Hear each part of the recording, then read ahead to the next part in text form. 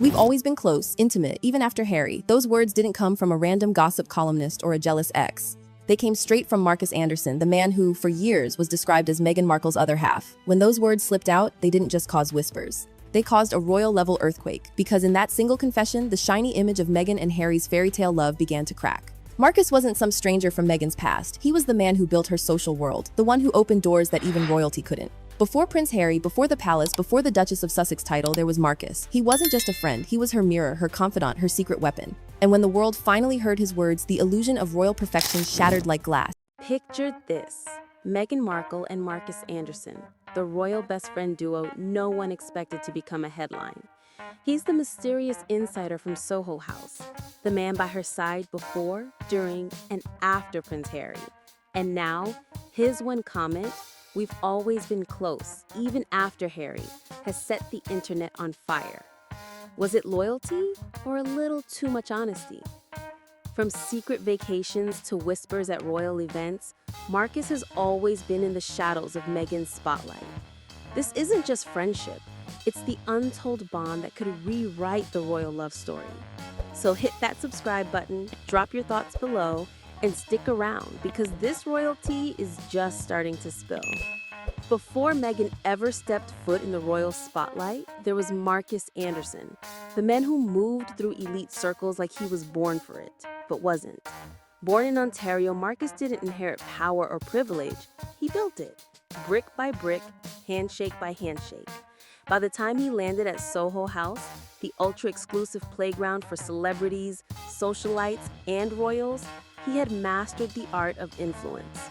He wasn't flashy, he wasn't loud, he was the invisible hand guiding connections behind closed doors. The guy who could make an introduction that changed a career, smooth over a scandal before it hit the tabloids, or subtly place the right people in the right rooms. Marcus had the charm, the intuition, and the timing that turned him into the silent architect of the elite social world. And then Meghan came along, filming Suits in Toronto, ambitious, stylish, and already magnetic. She was ready to rise. Their paths crossed through the same polished Soho House circles, a chance meeting that quickly became something more. Not romantic, but electric, a bond built on mutual understanding, ambition, and loyalty. What started as friendship became something deeper, a connection that shaped the trajectory of her career and her life. Marcus didn't just open doors for Meghan, he practically redesigned the hallways. Introductions to producers, designers, and influential friends came through him, each one a step on a ladder he was quietly constructing. Every handshake, every whispered recommendation, every behind-the-scenes nudge was Marcus paving the way for Meghan's ascent. He wasn't just helping her climb, he was designing her journey from rising TV star to a woman who would one day walk the palace halls, quietly ensuring that the right opportunities at the right time fell into her path. And through it all, he remained in the shadows, the unsung architect of her rise, the man before the monarchy who knew exactly how to make ambition meet opportunity. Marcus Anderson wasn't just a friend. He was the silent architect behind Meghan Markle's rise, the man who shaped her path long before the world even knew her name. Every move she made, every room she entered, Marcus was there in the background, guiding, observing, advising. He curated her image with surgical precision, from the clothes she wore to the people she met to the circles she moved in. He was her strategist, her sounding board, and her emotional anchor, the one person who understood the weight of ambition and the fragility of trust. Together, they traveled the globe in understated glamour, Madrid, Istanbul, London, slipping through airports and VIP lounges, attending events that were never meant for headlines, always a step ahead of the public gaze. He knew when to push her forward and when to pull her back, always protecting her ascent while keeping her grounded. Every carefully orchestrated introduction, every quiet piece of advice, every dinner with influential figures was part of a meticulous plan only he could see. He understood the social game, that reputation was everything, timing was key, and perception could open doors no talent alone could reach. Even as Meghan's star began to rise on television, Marcus was there, shaping her network, connecting her to producers, designers, and insiders who would later be essential in her journey towards royalty.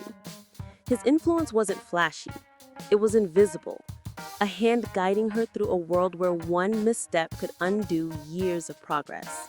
And through it all, Marcus remained loyal, never seeking the spotlight, always ensuring that Meghan's path was clear, her ambitions protected. He was more than a friend.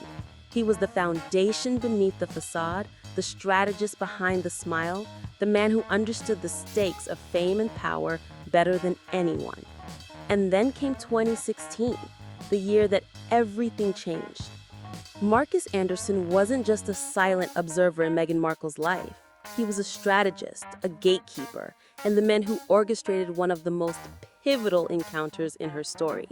He arranged the trip to Soho Farmhouse, the idyllic country escape where Meghan would first meet Prince Harry. Some call it destiny, others call it careful orchestration. When Meghan confided in Marcus about Harry, whispering he's different, Marcus didn't offer idle advice. He leaned in and said, "Then make sure he sees the version of you the world doesn't." It was more than guidance. It was a masterclass in shaping perception, a subtle hand ensuring Meghan's charm, intelligence, and warmth reached the right eyes at the right time. That moment also set the stage for an unspoken triangle. Marcus is the bridge between Meghan's past and future, the confidant who enabled the romance while remaining just outside the spotlight. As Meghan and Harry began their courtship, Marcus's presence remained constant, though quiet. Their early dynamic was polite, but Harry, ever cautious and raised in the world of protocol and suspicion, couldn't ignore the closeness between Meghan and Marcus. The laughter they shared, the easy eye contact, and the shorthand developed over years of friendship, all of it hinted at a bond Harry didn't fully understand. At first it was subtle, almost invisible, but over time it became noticeable. One man's influence shaping the comfort and confidence of the woman Harry was falling for. Marcus wasn't overstepping, but his presence was inescapable. Every dinner, every event, every private moment where Meghan moved through a world she was still learning, Marcus was there, often guiding without being seen, protecting without being intrusive. As the engagement approached, Marcus remained in the inner circle, an unseen constant whose strategic guidance never wavered. He was more than a friend. He was a shadow architect of her life, ensuring that each move Meghan made, whether social, personal, or professional, reflected the best version of herself. For Harry, this closeness was both reassuring and disconcerting, a reminder that Meghan's past had shaped her in ways he could observe but not fully control. Marcus's role was delicate. He connected, he protected, he influenced, and all while remaining in the background, almost invisible, but never irrelevant. In this careful balance, he became the silent force behind the headlines, the hidden thread linking Meghan's pre-royal world to her life as a princess, and the man whose hand in the story was as essential as it was understated. Then came the whisper that shook the palace and set tabloids ablaze. Marcus Anderson's private confession leaked to the world. Instantly, headlines exploded, news anchors speculated, palace statements were issued, and social media went into a frenzy.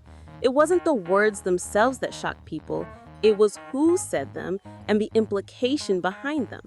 Marcus, the loyal friend, the quiet architect of Meghan's rise, had revealed a closeness that blurred lines and sparked questions about loyalty, trust, and boundaries. The public framed it as scandal, but it wasn't about romance. It was about emotional betrayal, the invisible tension behind a fairy tale that had always seemed perfect. Suddenly, Marcus was no longer just the strategist behind Meghan's ascent. He became the figure at the heart of a modern royal controversy, the man whose honesty threatened to unravel the carefully constructed story of love and duty. Inside Montecito, Harry felt the ground shift beneath him in ways he hadn't anticipated. Marcus Anderson's private confession, "We've always been close, even after Harry," wasn't just words. It was a crack in the foundation of everything Harry thought he understood about his marriage, his trust, and the life he shared with Meghan. At first, there was stunned silence, the kind that made the air feel thick in a room. Anger quickly followed. quiet, simmering, laced with heartbreak that he couldn't fully articulate. Every memory he had of Meghan now felt tainted, like looking at a photograph through a fractured lens. Calls he had exchanged, texts that had once seemed innocuous, photos from trips and events, suddenly each one carried a different, more complicated meaning. Every smile, every laugh, every fleeting look Meghan had shared felt like it belonged to a narrative he wasn't privy to. Friends whispered about shouting matches, tension-filled dinners, moments where distance grew like a chasm between them. Trust, something Harry had always assumed as his anchor, now felt fragile, slipping through his fingers like sand. In a desperate bid for clarity, he retreated to Aspen, seeking isolation and perspective, trying to clear his head, and hoping distance could give him a sense of control over a life that suddenly felt chaotic and uncertain. Meanwhile, the halls of Buckingham Palace were buzzing with a different kind of storm. Marcus's words had crossed oceans, and what reached the palace wasn't just gossip, it was a threat to carefully curated images and narratives. Damage control meetings were called in haste, NDAs were revisited with meticulous scrutiny, aides ran through endless scenarios, anticipating every possible headline, every tweet, every whispered rumor that could spin into a media frenzy. This wasn't just about Meghan anymore. It was about Marcus, about the power he wielded quietly and invisibly, and the questions he now raised about loyalty, discretion, and the unseen influences shaping the royal household. William and Kate were reportedly furious, not out of personal jealousy, but because optics mattered. "We survived Oprah," they seethed, "but this makes us look like fools." Suddenly, Marcus's presence was recognized for what it really was, a force to be reckoned with, a man whose influence didn't need titles or formal power to command attention. The palace realized that in a world obsessed with appearances, a silent figure could destabilize as much as any scandalous headline. Every calculated glance, every careful maneuver, every unspoken decision became fraught with risk, because the man who had once been simply a friend was now a pivotal figure in the royal narrative. Marcus's silence, his quiet discretion, had become more potent than words ever could be. A reminder that power doesn't always announce itself. Sometimes it whispers, it lingers in the shadows, it shapes events from behind the scenes, and in this case, it had the ability to shift the trajectory of a marriage, a family, and a monarchy itself.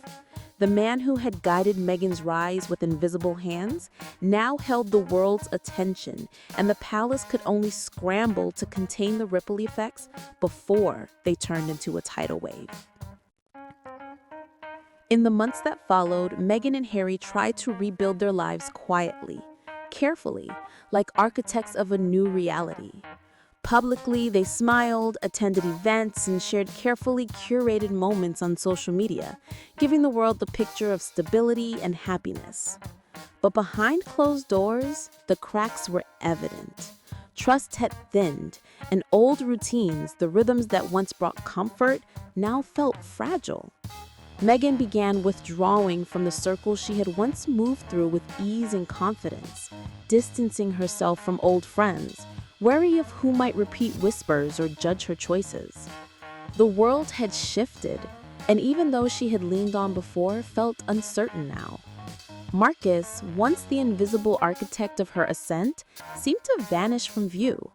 Occasionally, he was spotted in quiet London cafes, calm, composed, almost untouchable, like a ghost who could appear at any moment, yet never quite intrude. His absence was felt more keenly than his presence ever had been. The man who meticulously shaped Meghan's path, opened doors, and advised her at every turn had become the silent shadow that haunted it. Every strategic introduction, every whispered tip, every carefully timed encouragement now carried an echo of tension, a reminder that the past, no matter how controlled, could suddenly reach forward and shake the present. And in the quiet aftermath, reflection settled over the story. Maybe Marcus had told the truth. Maybe he hadn't. But in a world built on image, reputation, and perception, even a single whispered confession can feel like a seismic shift. Behind every royal fairy tale, there is always someone holding the strings, guiding, shaping, watching, unseen, unacknowledged, yet profoundly influential. Headlines fade, public fascination moves on, and cameras turn to the next story. But the subtle power of influence lingers, persistent, shaping destinies from the shadows.